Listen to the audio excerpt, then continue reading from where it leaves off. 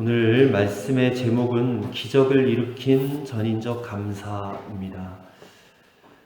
추수감사주의를 허락해 주신 하나님께 감사하고, 또 우리 교회가 창립된 지 설립된 지 올해가 딱 3주년 되는 날입니다. 아직은 미약하고 또 연약하고, 또 교회가 작은 그냥 바람에도 흔들리는 것 같은 그렇게 힘들고 어려운 교회입니다. 그렇지만 우리 교회 하나님이 살아계시고 또 하나님이 일하고 계시다라고 저는 믿습니다.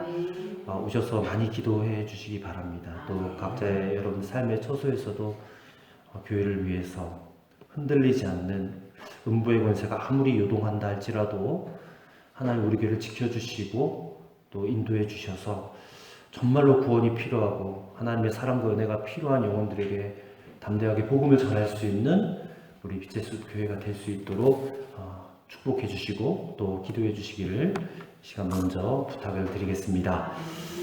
여러분, 정말 믿음이 필요한 때가 있습니다. 언제가 믿음이 필요하느냐면 하나님이 믿어지지 않는 때입니다. 하나님의 존재가 안 믿어지고 하나님의 사랑, 또 구원, 은혜, 하나님의 임재가 잘 믿어지지 않는 때입니다. 사실 그때가 가장 믿음이 필요한 때입니다. 마찬가지로 여러분, 감사도 정말 필요한 때가 있습니다. 언제 필요하느냐? 감사가 되지 않을 때입니다. 감사가 되지 않을 때 정말 감사가 필요한 때다 싶습니다. 신약성경의 골로새서 4장 2절에 기도를 계속하고 기도에 감사함으로 깨어있으라 했습니다. 기도를 계속하는데 그 기도를 어떻게 해야 되느냐? 감사기도만 하라는 겁니다. 감사기도. 하나님 감사합니다. 베풀어 주신 구원과 은혜와 축복과 내 생명에, 내 가족들, 나의 생업 모든 것에 대해서 하나님 앞에 감사함으로 깨어 있으라, 그렇게 말씀하고 있는 것입니다. 감사가 나오기 시작하면요, 그 마음에 두려움과 원망과 불평과 이런 것들이요 나오질 않습니다. 감사가 나오는데 어떻게 그게 따라 나오겠어요? 완전히 반대되는 것인데. 또 우리가 너무나 잘 아는 데살로니가전서 5장 16절부터 18절까지 말씀에 항상 기뻐하라, 쉬지 말고 기도하라, 범사에 감사하라. 이는 그리스도 예수 안에서 너희를 향하신 하나님의 뜻이라고 그랬습니다. 감사하는 것이 하나님의 뜻이다. 여러분, 기도하시되 감사함으로 하나님께 기도하시고 깨어 있으시는 여러분과 저가 되시기를 간절히 바랍니다. 오늘 우리가 다니엘서 말씀을 읽었습니다. 다니엘은 여러분 잘 아시다시피 이게 이제 BC 605년경에 이스라엘 땅이 당시에 초강대국인 바벨론에게 망했습니다. 나라가. 그래서 나라가 망하니까 포로로 이스라엘 백성들을 수없이 잡아갔는데 그 가운데 잡혀간 유대 귀족 출신의 경건한 그런 사람입니다. 하나님의 사랑을 받은 뛰어난 지혜자입니다. 그래서 바벨론에 여러 왕들이 있었어요. 느부갓네살 왕, 벨사살 왕, 또 바벨론이 망하고 난 다음에 메데란 나라가 차지했는데 그 메데의 다리오 왕, 또 메데가 망하고 나선 바사가 차지했는데 바사의 고레스 왕, 그래서 총 4명의 왕이 거쳐가는 그 시대에 그 나라의 가장 높은 그 총리를 지냈던 정치가입니다. 또 하나님의 사람이에요. 경건과 기도의 삶을 살았던 사람. 비록 유대인, 포로 출신의 유대인이었지만 이 정복자의 나라에서 총리까지 했던, 인정받았던 대단한 사람이 다니엘입니다. 그는 메대의 다리오 왕 시대에 굉장히 총명하고 경건한 정치가였습니다. 그래서 왕의 사랑과 총애를 한 몸에 받았어요. 오늘 우리가 읽었던 말씀 속에서도 다리오 왕이 그렇게 다니엘을 정말로 그렇게 어떻게든 보살피고 살려내려고 애를 많이 쓰고 있잖아요. 그래서 그런지 다른 사람으로부터 엄청난 시기와 질투의 대상이 되었습니다. 그리고 모함을 받게 되죠. 그 모함의 전말은 이렇습니다. 다니엘을 시기한 대신들이 있어요. 간신배들. 이 간신배들이 다니엘을 없애기 위해서 왕에게 조서를 내리게 합니다. 그래서 뭐라고 조서를 내리냐? 앞으로 30일 동안, 한 달 동안 왕이 아닌 다른 자에게 절하거나 예배하면 사자굴에 집어 던져가지고 사자의 밥이 되게 해라. 이런 조서를 내리도록 왕에게 간청을 한 겁니다. 왜 이런 간청을 하느냐면 이 다니엘이 하루에 3번씩 하나님께 기도한다는 것을 알고 있었기 때문에 다니엘을 그 올무에 묶어가지고 처리하기 위해서 그렇게 한 것입니다. 근데 다리오 왕이 이 계략을 알지 못했어요. 다니엘을 죽이려고 했던 음모란 걸 알지 못하고 그냥 그 왕의 조서에 도장을 찍게 된 것입니다. 그래서 오늘 본문에 읽진 않았지만 6장 9절 말씀해 보시면 이에 다리오 왕이 조서에 왕의 도장을 찍어 금령을 내니라 그랬습니다. 꼼짝없이 죽을 수밖에 없는 그런 상황에 처해 있었던 것이죠. 근데 우리가 결론을 알잖아요. 결론적인 말씀을 드리면 이 주변 사람들의 음모에서 사자굴에 던져질 수밖에 없었던 다니엘이 오히려 그 상황을 극복하고 살아나고 형통하게 되었다 그 말입니다. 여러분 그 이유가 무엇이겠습니까? 그 이유가 다니엘은 그 어떤 일이 있다 할지라도 하루에 3번 하나님께 기도하는 거룩한 습관이 있었기 때문에 그렇습니다.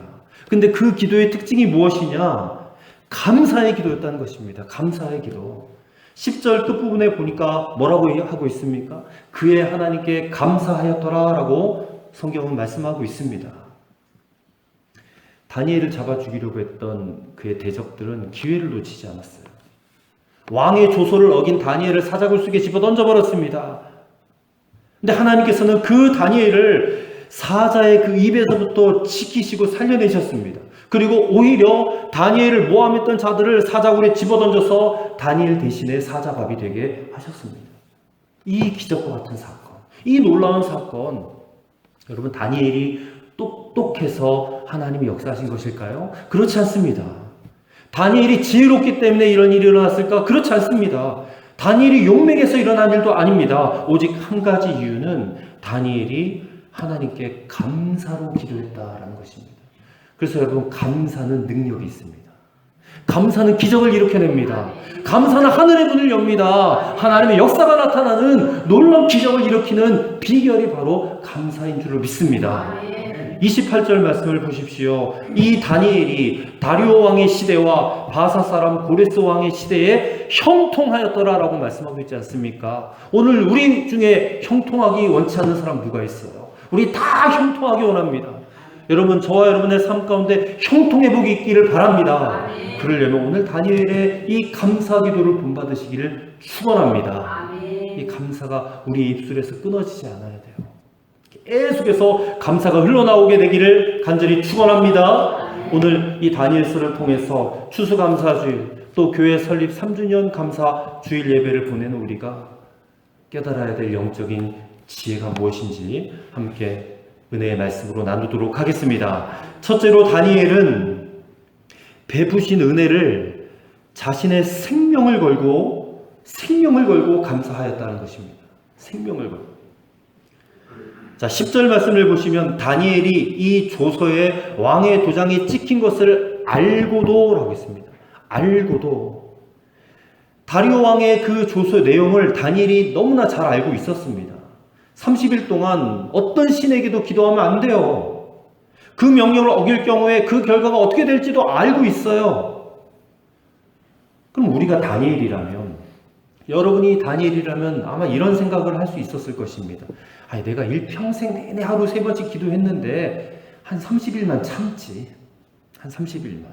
30일 딱 지나고 나서 그때부터 다시 기도하면 되잖아. 누가 뭐라고 하겠어. 이런 생각을 우리가 가질 수가 있습니다. 또 경우에 따라서는 기도를 남들 보이려고 하나? 그냥 아무도 모르게 침대에 누워가지고 그냥 마음속으로 조용히 기도하면 되지. 굳이 다른 사람들 다 보라고 그렇게 기도하는 모습을 보여줄 필요가 있는가? 그런 생각을 할 수도 있었을 것입니다. 그런데 이 다니엘이 어떻게 했는가 보십시오. 자기 집에 돌아가서는 아마도 왕이 그 조서를 반포한 그때 다니엘은 왕궁에서 자기 직무를 보고 있었을 것입니다. 그리고 그 일이 끝난 다음에 집으로 돌아갔습니다. 집에 돌아가서 윗방으로 올라갔어요. 다락에. 근데 그 방에 올라가서 무엇을 했느냐? 예루살렘을 향한 창문을 열고 예루살렘 쪽을 바라보면서 기도했다 그 말이에요. 여러분 예루살렘에 뭐가 있습니까? 예루살렘에 성전이 있습니다. 그 성전이 무엇을 상징하느냐? 바로 하나님을 상징합니다. 하나님의 임재를 상징합니다. 예루살렘 그곳에 하나님이 계신다. 그런 의미예요. 그래서 예루살렘을 향한 창문을 열고 하나님께 기도했다라는 것은 그 누가 뭐라 해도 다니엘에게 있어서 오직 섬김과 기도의 대상은 하나님 한 분뿐이다. 이것을 일부러 드러내는 기도였다라는 것입니다. 여러분, 다니엘이 왜 그렇게 했겠습니까? 하나님은 구원의 하나님이세요. 하나님은 은혜의 하나님이세요. 나라는 쫄딱 망하고 자기는 포로로 잡혀왔어요. 그럼에도 불구하고 생명을 살려주신 은혜. 그 나라에서 다른 사람들로부터 구별되어 살게 하신 그 은혜. 더 나아가 그 땅의 총리가 되게 하신 그 은혜. 하나님이 자기에게 베풀어 주신 그 은혜를 결코 잊지 않았다는 것입니다. 그것을 숨기지도 않았어요. 그래서 예루살렘을 향한 창문을 열고 그 앞에 하나님 앞에 감사의 기도를 올려드리는 것입니다. 여러분, 이거는 생명을 건 감사예요. 생명을 건 감사. 이렇게 감사할 수 있겠습니까, 여러분?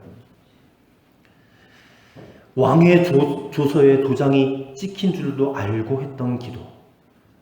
기도하면 죽는다는 거 알고 했다는 겁니다. 감사하면 죽는다는 거 알고 했다는 거예요. 다시 말하면 죽기로 작정하고 기도했어요. 죽기로 작정하고 감사했어요. 그래서 결국 사자굴에 던져져요. 다니엘이 사자굴에 던져진 세 가지 이유. 먼저는 하나님 때문에, 그가 섬기는 하나님 때문에 다 사자굴에 던져졌어요. 또 한 가지 이유는 자기를 시기하는 사람들 때문에.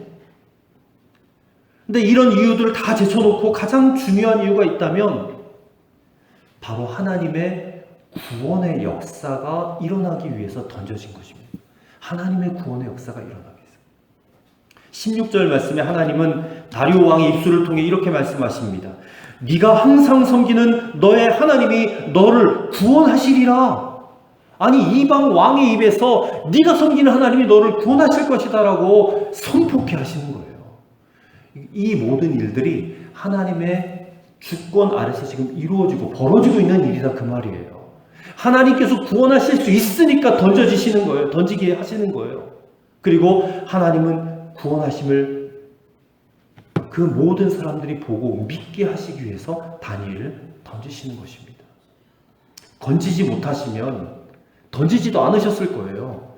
하나님의 구원의 능력이 다니엘을 사자굴에 던지게 한 것이다, 그 말입니다. 23절의 말씀을 보시면 다니엘의 몸이 조금도 상하지 아니하였다라고 했습니다. 그 이유가 뭐라고 기록하고 있습니까? 이는 자기 하나님을 의뢰하였더라. 믿었더라는 겁니다. 의뢰하였더라. 믿었더라. 다윗은 시편 22편 4절에서 우리 조상들이 주께 의뢰하고 의뢰하였으므로 그들을 건지셨나이다 라고 했습니다. 주님을 의뢰하고 또 의뢰하시기 바랍니다. 그러면 여러분 건진받게 되는 거예요. 그 어려운 힘든 상황 속에서 우리가 하나님을 의뢰하기 시작하면 하나님 직접 건져주신다, 그 말입니다. 하나님을 의뢰하는 것이 우리에게 복인 줄로 믿습니다. 켈빈 밀러라는 신학자가 십자가를 의지하지 말고 십자가에 달리신 그분을 의지하라고 했어요. 십자가는 예수님께서 거기에 달리셨으니까 귀한 거죠. 우리가 의뢰할 것은 그분이 달리셨던 십자가가 아니라 그분 자신입니다. 예수님. 다니엘을 던진 사자굴을 임목했습니다. 막았습니다. 그들이 사자굴을 막으니까 하나님은 어떤 일을 하십니까? 사자들의 입을 막아버리는 거예요. 이 절묘한 이 대칭이잖아요. 그들이 사자굴을 임봉하니까, 아무도 건져내지 못하도록 임봉하니까 하나님은 사자 입을 확 봉해버리십니다. 이 모습, 이 말씀을 읽으면서 야, 우리 하나님 정말 역전의 하나님이구나. 역전의 하나님이구나. 이게 하나님의 구원 방법이구나. 다니엘은 이런 하나님을 알았고 의뢰하였고 그리고 믿었습니다. 구원의 하나님, 은혜를 베푸시는 하나님, 그 하나님께 자신의 생명을 걸고 감사함으로 기도했다는 것, 오늘 우리에게 주는 강력한 교훈인 줄 믿습니다. 우리도 우리에게 베풀어 주신 이 구원의 은혜를 절대로 잊지 말아야 돼요. 그리고 내 생명을 걸고 감사할 수 있는 그런 신앙이 되시기를 우리 주의 이름으로 간절히 축원합니다. 두 번째로 다니엘은 모든 것에, 모든 때에, 모든 상황에 감사하였다라는 것입니다. 우리가 알아야 될 것은 다니엘이 지금 막판으로 몰렸을 때에 한번 죽기 살기로 덤빈 것이 아니다 라는 것을 알아야 됩니다. 이게 죽기 살기로 한번 해보자 이게 아니에요. 다니엘은 전에 하던 대로 했던 것입니다. 전에 하던 대로. 자기 집에 들어가서 위층 다락방에 항상 올라가서 늘 그 방에서 전에 하던 대로 기도했어요. 한마디로 습관을 쫓아서 기도한 겁니다. 습관을 쫓아서. 우리 예수님도 누가복음 22장 39절 말씀에 보면 습관을 쫓아 감람산에 가심에 제자들이 쫓았다 했어요. 감람산에 왜 가셨냐면 산기도하러 가신 거예요. 항상 습관을 쫓아서 늘 기도하고 늘 감사하는 습관의 사람이 바로 다니엘이었습니다. 모든 것, 모든 때에, 모든 상황에 하나님께 기도하고 감사하고 기도하고 감사하고 기도하고 감사하고 기도하는 사람 다니엘이었습니다. 이런 습관이 우리에게 있어야 됩니다. 그래서 위기의 때에 변함없이 하나님께 기도하고 변함없이 하나님께 감사할 수 있는 거지. 어느 날 갑자기 위기를 맞았는데 우리가 감사하고 기도할 수 있겠는가? 습관이 되어 있지 않으면 절대 할 수가 없습니다. 우리가 사는 세상이 뭐 예고하고 위기가 옵니까? 절대 예고하지 않고 옵니다. 어느 날 갑자기 큰 병이 찾아오고, 어느 날 갑자기 큰 사고를 당하기도 하고, 어느 날 갑자기 사업에 실패하기도 하고, 이 위기에는 예고가 없습니다. 무슨 일이 일어날지 어떻게 알아요? 그럴 때 우리가 하나님, 내가 하나님 믿고 교회도 열심히 다녔고 봉사도 열심히 했는데 왜 저한테 이런 일을 주십니까? 저 하나님께 헌금도 열심히 했어요. 근데 왜 저를 이렇게 만들어 가세요, 하나님? 제가 뭘 잘못했습니까, 하나님? 하고 불평하고 원망하는 이들이 대다수입니다. 습관이 안 돼 있습니다. 습관이. 감사하고 기도하는 습관이 안 돼 있으니까 그래요. 다니엘을 본받아야 됩니다. 그는 위기를 만났잖아요. 사자굴 속에 들어가게 생겼는데 불평도 하지 않았어요. 원망도 하지 않았어요. 하나님 왜 내 상황을 이런 식으로 만들어 가십니까? 하고 하나님께 막 그렇게 소리 지르고 그러지도 않았어요. 상황이 흔들리지 않았단 말입니다. 그리고 오직 감사의 기도만 드리는 겁니다. 여러분, 모든 것, 모든 때, 모든 상황에 하나님의 약속의 말씀은 이루어질 것입니다. 우리가 그것을 믿으니 감사할 수 있는 거예요. 하나님의 말씀은 이루어질 것이다. 헬렌 켈러 잘 아시죠? 보지도 못하고 듣지도 못하고 말하지도 못하는 삼중고 장애자입니다. 하지만 그녀는 대학에 들어가서 우등생으로 졸업했습니다. 많은 책을 저술했습니다. 세계 곳곳을 다니면서 어려움에 처한 사람들에게 용기와 희망을 불어넣어 줬습니다. 이 헬렌 켈러가 88세까지 장수를 했는데 그 노년에 한 신문기자가 그녀에게 물었습니다. 당신은 보통 사람들이 상상하기조차 어려운 고통 속에 일평생 살아왔지 않습니까? 혹시 그것 때문에 하나님께 원망한 적 없었습니까? 그때 헬렌 켈러가 단호하게 이렇게 말했답니다. 없습니다. 나는 하나님께서 내게 베풀어 주신 은혜를 생각하면서 감사하기에도 시간이 부족한 사람이었습니다. 저는 원망할 시간 없었습니다. 하고 그렇게 단호하게 임종 때, 마지막 임종 때 이렇게 외쳤습니다. 나의 인생은 참으로 아름다웠습니다. 그렇게 고백했대요. 여러분, 마지막 임종 그 순간에 이렇게 고백할 수 있는 사람이 도대체 얼마나 될까요? 내 인생은 참으로 아름다웠습니다. 한평생 삼중고의 그 고통 속에 살면서도 그렇게 마지막에 고백할 수 있었던 그 이유는 그가 하나님께 감사하는 사람이었기 때문인 줄 믿습니다. 감사해야 그렇게 돼요. 여러분 잘 아시는 송명희 시인 있습니다. 이 뇌성마비예요. 이분도 평생 뇌성마비 장애인으로 정말 어려서부터 비참한 생활을 했고 또 몇 번이나 자살 시도를 했던 그런 사람이었답니다. 근데 송명희 시인이 17살 때 하나님께 이렇게 원망을 했대요. 하나님이 계시다면 왜 나를 이딴 몰골로 만들어가지고 어떻게 세상을 살아가로 만들었습니까? 하면서 막 하나님께 원망, 불평, 부르짖다가 그 순간에 하나님의 놀라운 사랑을 체험하게 되었대요. 신기하게도. 그래서 그때부터 삶이 역전이 돼가지고 하나님의 사랑을 전하는 시인이 되었어요. 근데 그럼에도 불구하고 여러분의 좌절이 있었답니다. 한 번은 극심한 좌절에 빠져서 방바닥에 엎드려져 부르짖었대요. 하나님, 나는 아무것도 없어요. 친구도 없고 집도 없고 나를 돌봐줄 사람도 없고 아무것도 없어요 하고 하나님께 통곡할 때에 하나님의 말씀이 그녀에게 임했습니다. 내가 말한 대로 받아 써라. 내가 말한 대로 받아 적어라. 그래서 이 왼손에 이 몽당연필을 쥐고 알아볼 수 없는 글씨로 막 시를 썼어요. 공평하신 하나님이 나 남이 가진 것 없지만 공평하신 하나님이 나 남이 없는 것 같게 하셨네. 하나님 막 불러주는. 근데 써보니까 너무 엉뚱한 말씀이잖아요. 기가 막혀요. 도저히 적을 수가 없어요. 하나님 공평하지 않잖아요. 나한테는 아무것도 없잖아요. 하나님 왜 근데 이런 말을 쓰라고 하세요? 근데 주님이 책망하셔. 시키는 대로 공평하신 하나님이라고 써라. 그리고 계속해서 써내려갔어요.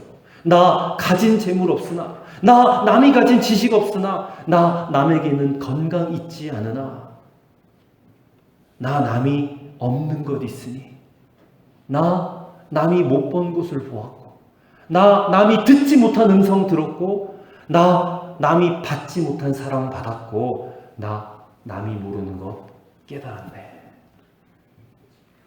눈물이 터져나왔어요. 그 유명한 나라는 시입니다. 여기에 이제 최덕신 씨가 곡을 붙여서 찬양이 이루어졌죠. 수많은 사람들이 이 찬양을 부르면서 울었어요.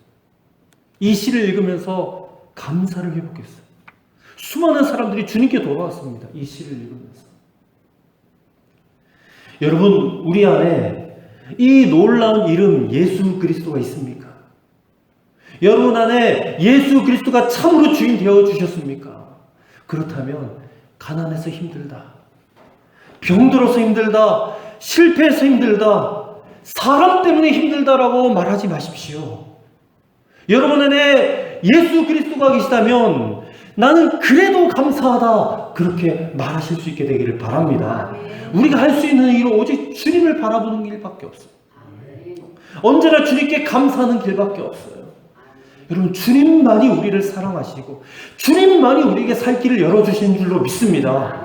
우리가 겪는 모든 삶의 위기와 고난 속에서도 주님은 우리에게 말씀하세요. 너 그래도 감사해. 그래도 감사해. 왜냐하면 주님은 아세요. 네가 감사해야 네가 산다. 감사가 살 길이다. 그를 주님이 아시기 때문에 자꾸 감사하라고 말씀하시는 거예요. 여러분, 모든 것, 모든 때, 모든 상황에 하나님 앞에 감사해 보세요. 정말 위기를 만나도 여러분 변함없이 하나님 앞에 감사하는 성도로 살게 될 줄로 믿습니다. 그리고 그 감사가 기적을 낳게 되는 거예요. 기적은 감사할 때 따라오는 열매라는 그 말입니다. 마지막 세 번째로, 그럼에도 불구하고 감사하는 신앙. 이게 진짜 믿음입니다. 진짜 믿음. 아까 말씀드렸던 데살로니가서 5장 18절에 범사에 감사하라, 이 말씀에서 범사는 모든 일, 모든 상황이라는 뜻입니다. 거기는 평범한 일상의 상황뿐만 아니라 다니엘이 만났던 위기의 상황, 절망적인 상황도 당연히 다 포함되는 상황이에요. 모든 상황에 감사하라. 근데 여러분, 우리가 위기의 때, 절망의 때 도리어 감사해야 될 때라는 것을 아셔야 된다. 아까 앞에서 말씀을 드렸죠. 대부분의 보통 사람들은 행복한 일을 만났을 때, 기쁠 때, 잘 될 때 감사하죠. 근데 하나님께서 성경에 가르쳐 주신 진리는 반대입니다. 감사하니까 네가 행복한 거고, 감사하니까 네가 기쁜 거야. 감사하니까 너가 잘 되는 거야. 성경은 역설적으로 우리에게 말씀하고 있다는 것입니다. 대표적으로 요한복음 11장에 보면 예수님께서 나사로를 살려내세요. 나사로가 죽었지 않습니까? 근데 나사로가 죽었다고 많은 사람들이 막 울고 탄식하고 있을 때에 예수님 그 앞에서 뭐 하신지 아세요? 하나님께 감사의 기도를 드렸어요. 나사로는 죽었고 대부분의 사람들이 다 울고 있는데 예수님은 감사했다는 거예요. 근데 예수님이 감사하신 것은 나사로가 살아나기 전입니다. 아직 죽은 상태예요. 죽은 상태에서 감사의 기도를 드리신 거예요. 여전히 나사로는 무덤에 들어가 있는데 많은 사람들이 죽음 때문에 탄식하고 있는데 예수님은 감사나이다 라고 기도하셨다 그 말입니다. 그리고 나서 나사로가 살아났습니다. 기적이 나타난 거죠. 예수님은 우리가 언제 감사해야 되는지를 가르쳐 주신 거예요. 여러분, 절망할 때 감사해야 할 때입니다. 위기를 만났을 때 감사해야 될 때고, 낙심할 때, 탄식할 때가 우리가 감사해야 될 때입니다. 잘 먹지 못하고, 남들처럼 입지 못하고, 가지지 못하고, 이를 악물고 최선을 다했지만 잘 안 됐을 그때가 감사해야 될 때라는 것입니다. 그게 진짜 믿음이에요. 하나님이 찾으시는 믿음이에요. 어느 교회에 김수영 장로님이라는 분이 계세요. 여러분, 1960년대, 70년대 한국교회는 추수감사절이 다가오면 성도들에게 미리 봉투를 다 나눠줘요. 그리고 작정헌금을 하게 했습니다. 그리고 예배 시간에 목사님이 그랬대요. 아무개 집사는 얼마를 작정했다. 아무개 권사는 얼마를 작정했다. 하면서 예배 시간에 다 발표를 했대요. 그리고 주보에다가 그 액수까지 다 기록을 했대요. 왜냐하면 그때만 해도 나라가 너무 어렵고 교회도 너무 가난하니까 이 추수감사주일 헌금으로 교회가 1년을 살았어요. 1년을 살았어요. 근데 이 김수영 장로님이 권사 시절에 추수감사주일 직전 주일 예배 시간에 목사님이 다른 분들의 그 헌금 발표와 함께 김수영 권사님 300만 원 작정하셨습니다 라고 발표했어요. 근데요, 이 김수영 권사님이 원래 30만 원을 작정하셨대요. 당시에 30만 원도 엄청 큰 돈인데 이 30만 원이 0이 5개고 300만 원 0이 6개잖아요. 근데 목사님이 읽다가 그걸 잘못 본 거예요. 30만 원을 300만 원이라고 잘못 보고 발표를 한 거예요. 저 같으면 그런 경우에 예배 끝나고 목사님께 따졌을 거예요. 아니 목사님, 제가 30만 원 작정했는데 300만 원이라고 발표를 하시면 어떡해요? 그렇게 따졌을 것 같아요, 저 같으면. 근데 이 권사님은 아무 말도 하지 않고 추수감사절에 어떻게든 그 재정을 끌어모아가지고 300만 원을 드렸다는 것이죠. 목사님이 재정 보호를 받은 다음에 나중에 그 권사님을 만나서 권사님, 그때 제가 잘못 불렀잖아요. 근데 어떻게 300만 원을 하셨어요? 그랬더니 이분의 말씀이 이렇습니다. 목사님, 저는 30만 원짜리 감사 인생인 줄 알았습니다. 그런데 300만 원짜리더군요. 목사님께서 강대상에서 발표하신 대로 제가 순종하기 위하여 제가 300만 원짜리 감사 인생 되기 위해서 하나님께 이 예물을 드렸습니다. 여러분, 이분이 하나님 앞에 이런 감사 인생을 드리자 하나님도 그를 높여주세요. 교회에서 장로로 세워주시고 평생을 하나님 교회에 잘 섬기시다가 평안하게 하나님의 부르심을 받았다라고 하셨습니다. 저는 이 이야기를 듣고 이 감사가 단순히 물질이 아니라, 물질 얼마 많이 드린 거 이게 중요한 게 아니라 내가 하나님 앞에 보여드릴 수 있는 믿음의 척도가 이거구나. 액수의 많고 적음이 아니라 저는 그 사실을 분명히 깨닫게 되었습니다. 대체적으로 감사에는 3가지 감사가 있다고 합니다. 첫째는 인색한 감사입니다. 받은 은혜가 크고 축복도 크게 받았는데 감사는 적은 거예요. 이런 감사는 1차원적인 감사고 초보적인 감사, 어린아이적인 감사라고 합니다. 근데 두 번째는 무엇 때문에 하는 감사. 무엇이 이루어졌기 때문에 감사하고 내가 받았기 때문에 감사하고 성공했기 때문에 하는 감사. 그리고 세 번째는 그럼에도 불구하고 감사합니다. 어려움에도 불구하고 힘듦에도 불구하고 하나님은 나와 함께 계시고 나를 구원하시고 그리고 내 인생 모든 것이 합력하여 하나님은 선을 이루어 주실 줄 믿고 드리는 감사. 여러분, 저는 우리 교회가 이런 감사를 하나님께 올려드렸으면 좋겠습니다. 사랑하는 성도 여러분, 우리의 삶의 모든 것이 감사의 조건임을 믿으시기 바랍니다. 여러분은 마음으로 감사하시고 입술로 감사하시고 생활 속에서 감사하시고 여러분 허락하신 생명과 시간과 물질로 하나님 앞에 감사하시고, 그래서 하나님의 놀라운 기적을 체험하시는 오늘 다니엘과 같은 이런 기적의 주인공들이 되시기를 우리 주님의 이름으로 간절히 축원합니다. 아멘. 기도하시겠습니다. 공평하신 하나님, 나 남이 가진 재물 없고, 나 남이 가진 건강 없고, 나 남이 가진 지식도 없고, 여러 가지 불평하고 원망할 것 투성이 있지만 하나님, 그 하나님을 내가 만났고, 그 하나님의 음성을 내가 들었고, 그 하나님을 내가 사랑하게 되었고, 그 하나님을 내가 존중하게 되었사오니 어찌 감사드리지 않을 수 있겠습니까? 주님, 우리가 오늘 이 추수감사주일에 하나님 앞에 생명을 건 감사를 드리고 정말로 모든 것, 모든 때, 모든 상황에 감사할 수 있는 우리 모습이 되기 원하고, 그럼에도 불구하고 감사하는 신앙으로 하나님을 영화롭게 드리는 존귀한 주의 백성 되게 하여 주시옵소서. 예수 그리스도 이름으로 기도하옵나이다. 아멘.